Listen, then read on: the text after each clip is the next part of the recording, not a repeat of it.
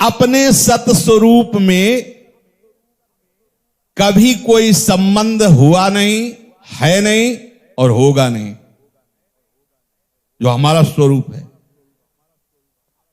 स्वीकृति कर लेने मात्र से हमारी दुर्गति हो रही, और ये केवल अस्वीकृति से ही जाएगा। चाहे जितनी तपस्या कर लो, कष्ट सह लो, व्रत रह लो, चाहे जितना कठिन से कठिन साधन कर लो, वो संबंध बना रहेगा। ध्यान दीजिए महापुरुषों के वचन, ये केवल अस्वीकृति से जाएगा। नहीं हो हमारे, तुम नहीं हो, ये शरीर मेरा नहीं है, शरीर के संबंधी मेरे नहीं है, ये जितनी भी भोग विलासता ये इंद्रियों की है। रसेंद्रिय अपना भोग चाहती, नेतेंद्रिय अपना चाहती, और मैं इनके भोगों की बार बार पेशगी में अपने को स्वीकृत करके मैं भोगता हूं, मैं करता हूं, फंसता चला जा रहा हूं। नहीं नहीं, ये मेरी मांग नहीं। भूख लग रही, प्राणों को लग रही, प्यास लग रही, प्राणों को लग रही है। हर इस विषय को समझना होगा, नहीं तो ये संबंध स्वीकृति ने 50 वर्ष अवस्था हो जाती है। बोले मैं 50 वर्ष से रस उपासना में हूं, लेकिन मैं पुरुष हूं, स्त्री संसर्ग की आकांक्षा नहीं जाएगी। मैं स्त्री हूं, पुरुष संसर्ग की आकांक्षा नहीं जाएगी। मान होने पर हर्षित हो गए, अपमान होने पर दुखित हो गए। क्या हुआ 50 वर्ष रहते? इस शरीर के भोग, शरीर संबंधी, इनको अस्वीकृत करना होगा आपको। अगर आपने ये ठान रखा है कि बहुत काल तक साधना करते करते ऐसा हो जाएगा, तो नहीं होगा। पता है मैं ब्राह्मण हूं, मैं तपस्वी हूं, मैं मौनी हूं, मैं फलाहारी हूं, ये सब जड़ को लेके बातचीत हो रही, ये सब जड़ को लेके बातचीत हो रही। मैंने भारत भ्रमण किया, ये सब जड़ को लेके हो रही, स्वरूप के लिए, स्वरूप की बात नहीं। ये सब अभिमान को पुष्ट करने वाली बात समझना होगा। बहुत वर्षों तक साधना करने पर जड़ता का संबंध नहीं त्याग पाते अपने लोग। पता है, इतना सब वैभव छोड़ के आ रहे हैं, तुम्हें पता है क्या छोड़ के? अब संबंध तो लिए डोल रहे हो उसका। अरे जड़ वस्तु का त्याग हो गया, संबंध तो लिए घूम रहे हो। संबंध जब तक अस्वीकृत नहीं करोगे, त्याग, और त्याग की भावना का भी त्याग समझना हो।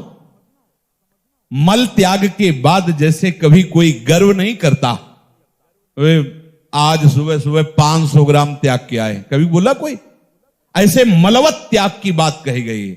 जैसे मल त्याग का किसी को अभिमान नहीं होता, ऐसे वमन त्याग, मलवत त्याग, विषवत त्याग की बात भोगों की आई है। यह किसी साधना से नहीं जाएगी। महापुरुषों के वचन है, यह संबंध की अस्वीकृति बिना किए चाहे जितना त्याग कर लो।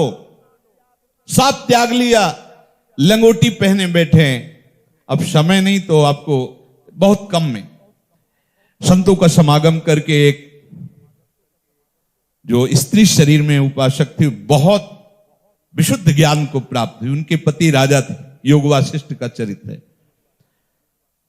उन्होंने समझाया कि महाराज आपका राज्य और आपका इस शरीर जो है ये सब नाशवान है, आपने जो स्वीकार किया है ये ठीक नहीं, स्वीकृति को त्याग दो। पर उनको कहीं ऐसा लगता था कि पत्नी के द्वारा उपदेश दिया जा रहा है, मैं उसको तपस्या करूंगा, मैं ज्ञान स्वयं प्राप्त, कठोर से कठोर तपस्या, पर कोई अंदर स्फूर्ति नहीं, क्योंकि मैं को स्वीकार करके अहम। अब उन्होंने विचार किया, अब वेग तो आते ही हैं, काम क्रोध आदि, तो उनका मैं उन अंगों को काट दूंगा, देखते हैं। अगर हमारे अंदर ऐसी कोई चेष्टा हो, मैं अपने हाथों को काट दूंगा, अगर नहीं संभला तो पर्वत से शरीर को चूर चूर कर दूंगा। उनमें अंतर ध्यान की भी सामर्थ्य आ गई थी उनकी पत्नी में। सत्य वस्तु का चिंतन करने से सब शक्तियां आ जाती हैं। अंतर्धान होकर दूसरे रूप से उनके सामने गई और कहा, आपको देखकर ऐसा लगता है आप राजोचित चिन्हों से युक्त हैं, तो आप पूर्व में राजा रहे।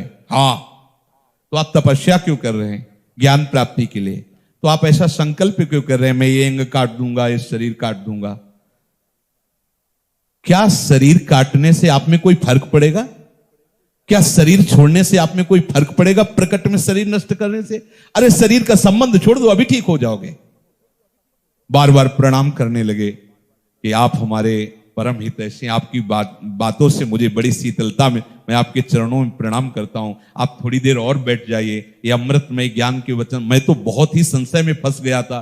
उन्होंने कहा मैं और कोई नहीं हूं, आपकी ही पत्नी हूं प्रकट होकर, अब मेरी बात मान। वहीं से बड़े बड़े महापुरुषों ने ये सारांश बताया है कि आपका सारा का सारा परमार्थ आपकी स्वीकृति से है। अगर आप स्वीकृति लिए शरीर की, संबंध की, भोगों की डोलेंगे तो चाहे जितने वर्ष हो जाए, चाहे जितने जन्म हो जाएं, बात तो वहीं की वहीं रहेगी। संबंध खूंटे से नाव का है, खूब खे रहे हैं लेकिन संबंध नहीं छोड़ा तो नाव वहीं रहेगी, पसीना चाहे जितना चुआते रहो, संबंध छोड़ दो प्रवाह में बह जाएगी। इसलिए हमारा संबंध हमारे माई श्यामा जी